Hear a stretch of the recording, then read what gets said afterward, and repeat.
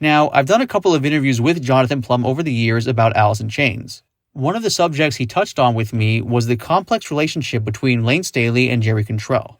The following is a clip from one of my interviews with him where he's discussing this subject. If you want to see the full interview, it's linked below. Here's the clip. Considering they were good friends, was there actually tension between Layne and Jerry? Well, again, it's back to that whole the life of a band and the life of a relationship, you know? I think everyone could relate to it as just a relationship. If you have like a best friend or if it's your, romantic partner, if you've been with someone for a long, long time, it gets complicated. So I think at that point with Alice, they'd been best friends. They'd already been best friends for a long, long time, and it's tough, being the amount of pressure on the band and the relationship. It's really, really intense. I mean, I don't know. Hopefully fans understand this, that holding a band together, especially through like this kind of ups and downs of that success that Alice experienced, it's incredibly hard on the interpersonal level, having to make decisions and the power struggles within the band. Like, it's so complex. And I think any band that can hold themselves together, it's like, it takes massive communication skills and massive like adulting and compromising. And it's no joke. Like, it's really, and it's funny to me because I think as an adult now, it's like knowing what it's like to really dig deep into like making conscientious decision as a group and communicating clearly and not having your feelings be hurt to the point where you can't function anymore. Like, these guys were dealing with those levels of decision making in their mid-20s. It's like, it's a miracle to me that they could stay together as long as they did and function as well. It's a miracle to me that any band can stay together through all that stuff. It's just the intensity of it. I mean, I'm sure that you feed off the success, but it's still like every day you have to make decisions. A band has to make decisions, and not everybody agrees all the. In fact, most times people don't agree. So it's like there becomes a hierarchy in the band where people, I think, eventually, if you're not the one making decisions, it's pretty easy just to kind of like be a backseat person, where I think Layne kind of tended to be more the backseat person in the band.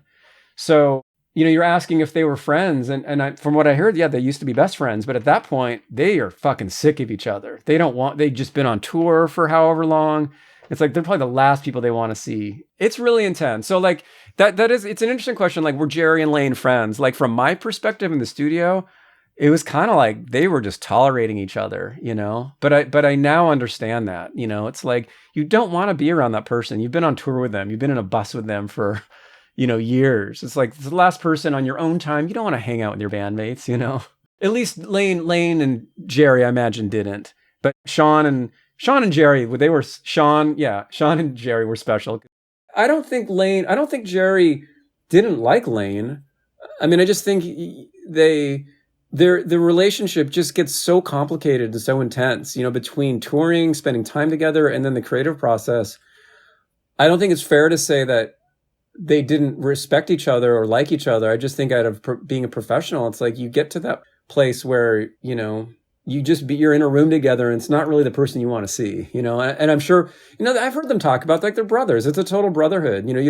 There's so many things go unsaid, like you can get in a room with each other and not even say hi, but they just know, they know it's all cool. I think they were operating at that. I think any band that's been together for that long, you operate at that level. You think about like Steven Tyler and Joe Perry or whoever. It's like they've been with each other for, Yeah. They don't need you. You're way beyond like the pleasantries. So I'm sure Jerry had a ton of, admiration and respect and for Layne, without a doubt.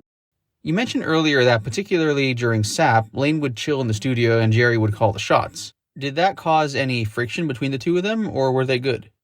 From my perspective, being a studio, when they came in, they had already obviously established their working relationship. And it's funny now, being sort of like more of an adult and experiencing life a lot more. You kind of, in those instances, you can sense the fumes in the band, like all the dynamics between everybody, because it's a family, right? And it's like any relationship, it's a very complex relationship between all the band members.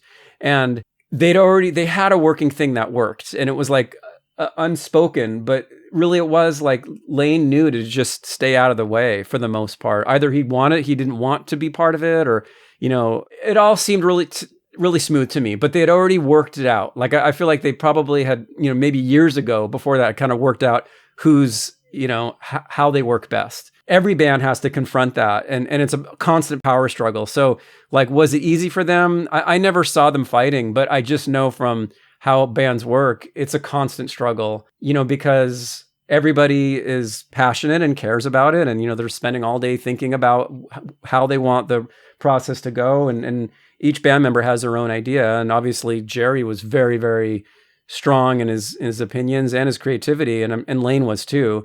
So I can only imagine that they'd been butting heads for years, So I think at that point, Layne was just like, man, I know it's just to give Jerry this time and space, So yeah, it seemed like they were very seasoned at that point. By the time I was working with them on SAP, they were seasoned and they knew how to be in the studio, and they knew how to be productive in the studio. It wasn't like they were new at this, they knew what they were doing. Interesting. So a lot of times, not just with bands, but with people in general, when they're in their work environment, they may be more intense, so to speak, than when they're not working. Did you ever get to see the guys outside the studio? And if you did, were they more mellow? Like, did they carry themselves differently? That's a great question. A little bit. I saw Jerry a little bit because Jerry was pretty social. So there was a club. There was a club in Seattle. It's closed now. It's called the Brick Street.